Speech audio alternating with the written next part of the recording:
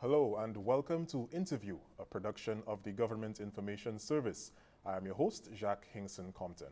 Today I'm here with Mr. Wang Sonson, the manager of the Boys Training Center, or BTC, and he's here to talk about a recent donation of boxing equipment that has recently been donated to the organization.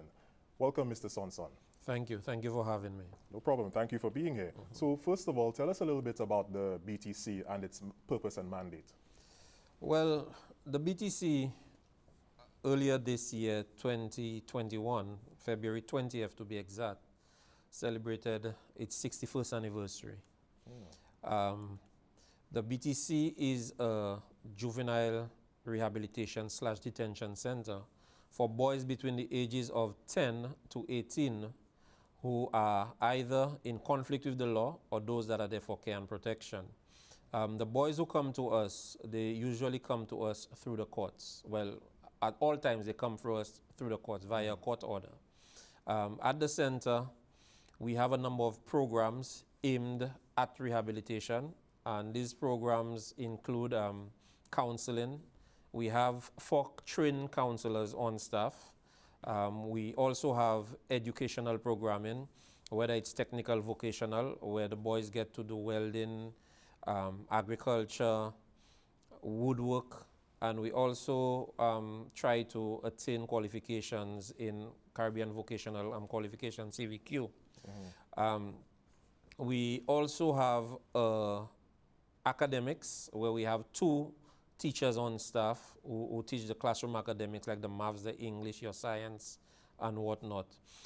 Life skill plays a major role when it comes to the counseling of the boys. We have life skill programs.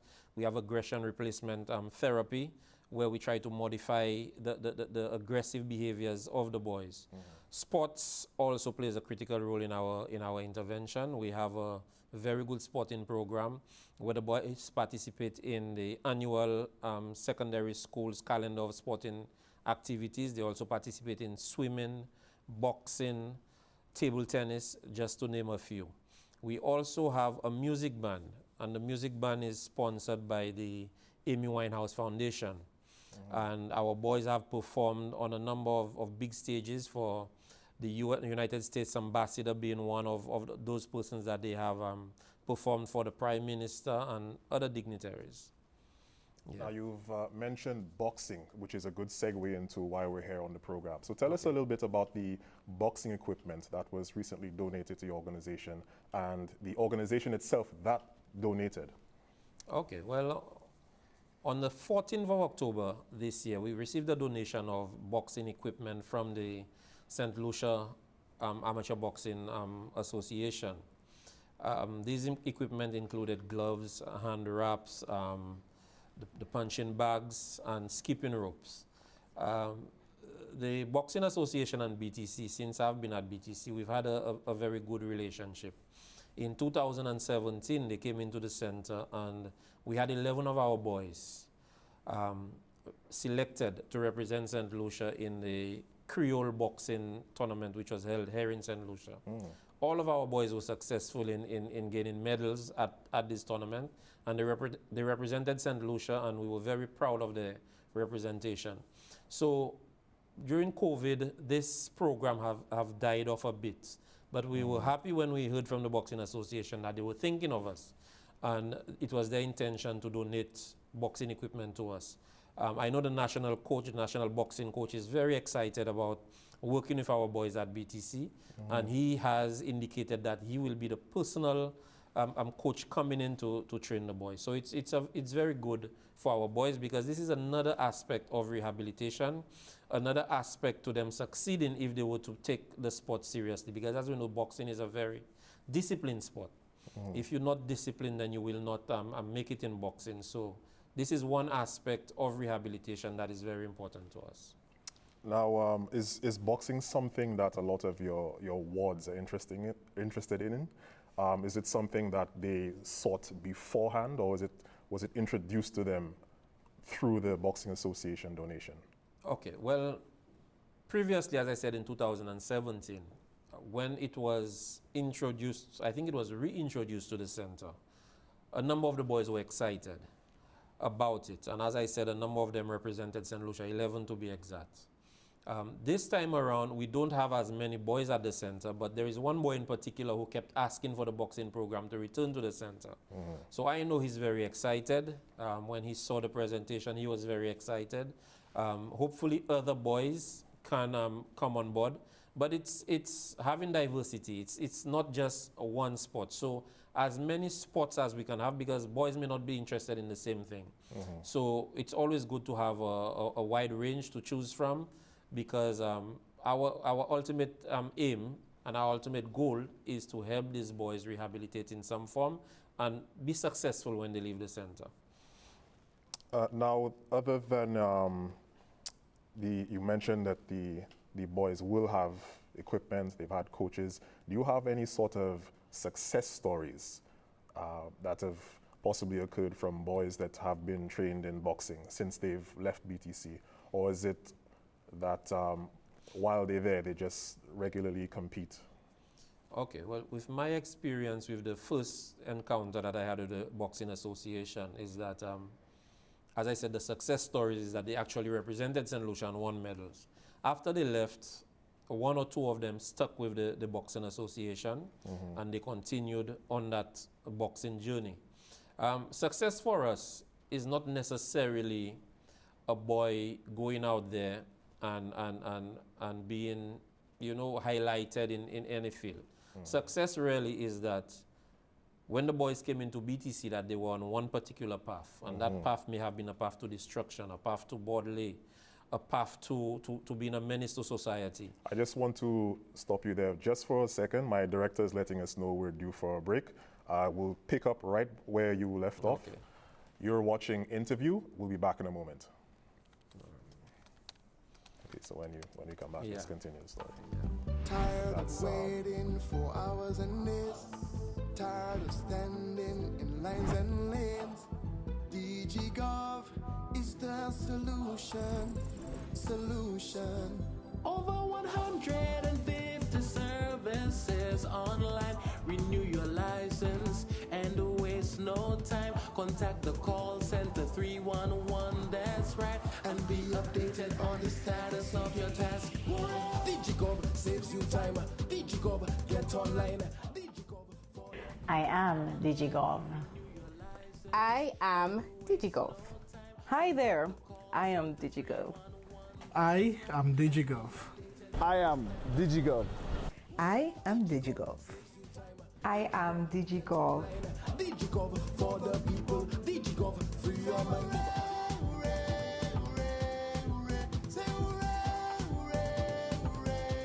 For DigiGov. DigiGov, serving people and businesses with that island to love. Welcome back. You're watching Interview, a production of the Government Information Service. Right now, I'm speaking with Mr. Wang Sonson, the BTC manager, or the Boys Training Center manager. So before we went on a break, you were talking about the success of the boxing program that you have at BTC. Okay. As I was saying, it has been successful because, as I said, boys went out and they represented St. Lucia. And they also won medals representing St. Lucia. It's always a big thing when you can represent your country in a sport. So these boys were successful in that aspect. After they left the center, some of them continued. Mr. Christopher, Shakes Christopher, who's the president of the Boxing Association, he keeps me updated as to the progress that they are making. Some of them did continue. But overall, our success is not really whether they go out there and are highlighted on a grand scale. Success for us is that when the boys came to Boys Training Center, they were on a certain path, probably a path to truancy, a path to criminality.